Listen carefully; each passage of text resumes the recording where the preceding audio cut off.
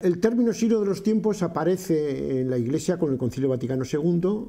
El concilio utiliza este término fundamentalmente para hablar de las características del mundo al que trata de responder el Concilio Vaticano II hace 50 años. Y hoy muchas veces cuando se habla de signo de los tiempos, pues también nos referimos a las características que tiene el mundo actual, que es muy diferente al del Concilio Vaticano II. Sin embargo, yo en el cuaderno voy a utilizar el término de otra manera, voy a tratar de hablar de los signos de los tiempos como las características o como las señales del reino de Dios predicado por Jesús en nuestra historia, ¿no? O dicho de otra manera, lo que voy a tratar de decir es cuál es el estado del reino de Dios en nuestro mundo y en nuestra sociedad. Y lo voy a hacer desde la perspectiva de los pobres, desde la perspectiva de las víctimas de la historia, porque me parece que esa perspectiva da una visión más auténtica de esas señales y de esos signos en nuestro mundo.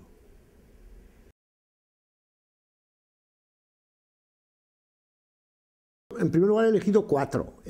que creo que son los que más pueden ayudar en este momento a la Iglesia a cambiar, porque el título del cuaderno son vientos de cambio. Yo creo que son los cuatro de los que voy a hablar son signos en los que hoy el Espíritu de Dios está llamando a la Iglesia a su cambio y a su transformación. Evidentemente habrá más que cuatro, no es claro, pero yo he elegido esos cuatro porque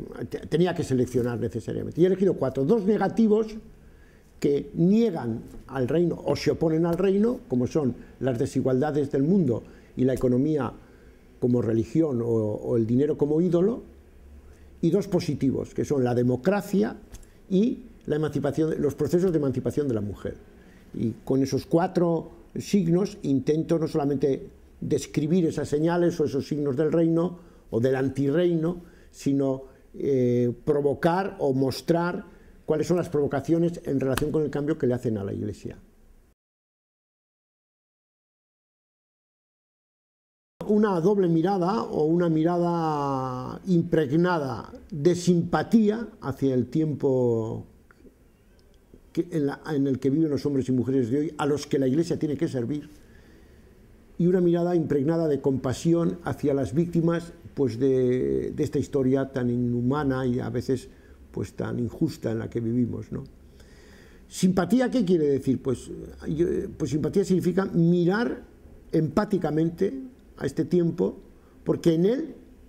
está soplando el Espíritu de Dios, está empujando el Espíritu de Dios esta historia en la dirección del reino. Evidentemente los signos positivos de los que yo hablo o de los que hablamos cuando hablamos de señales están contaminados, es decir, pues hay trigo y hay cizaña, por recurrir al texto de Jesús, ¿no? Pero hay que procurar no arrancar demasiado pronto la cizaña, sino que hay que esperar que las realidades como la democracia o como la emancipación de las mujeres pues avance para que esos mismos procesos pues, se vayan purificando, ¿no? Pero el que tengan contaminación no significa que tengamos que desecharlos o desterrarlos. Y la mirada de la compasión pues, tiene que ver fundamentalmente con la mirada hacia los que más sufren en esta historia, y esa mirada tiene que ver con aquello que decía Mario Benedetti, que todo es según el dolor con que se mira, ¿no?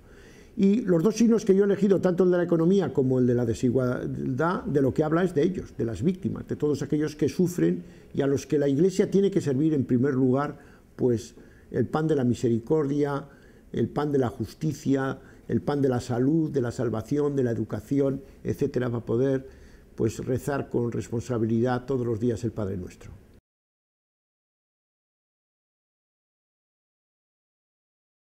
Bueno, eso no siempre es fácil, ¿no? Pues porque las cosas van mezcladas, pero me gustaría poner un ejemplo o ejemplificar cómo se discierne recurriendo a uno de los signos de los que yo hablo en el cuaderno, que es la democracia. Es decir, nuestra democracia está contaminada pues por un sistema democrático en el cual la ciudadanía en realidad no participa más que en las votaciones, por una democracia que está dirigida por las ejecutivas de los partidos, que no tiene, y también evidentemente está contaminada, y más que contaminada, está realmente afectada por el impacto que la economía, el mercado, está teniendo las democracias pues cambiando gobiernos, constituciones, etcétera, sin la participación de la ciudadanía. Pero dicho esto, a mí no me cabe la menor duda de que la democracia es una expresión histórica en la construcción social y política de la ciudadanía, una expresión histórica de ese ideal de fraternidad, igualdad y libertad que contiene el reino de Dios proclamado y anunciado e inaugurado por Jesús de Nazaret. Y por lo tanto, las corrupciones democráticas o las corruptelas democráticas o los vicios democráticos no me pueden llevar a negar la democracia, arrancando con la cizaña el trigo de la democracia, sino que lo que me tienen que llevar a mí como ciudadano, a mí como cristiano y a mí como miembro de la Iglesia a luchar por una mayor democracia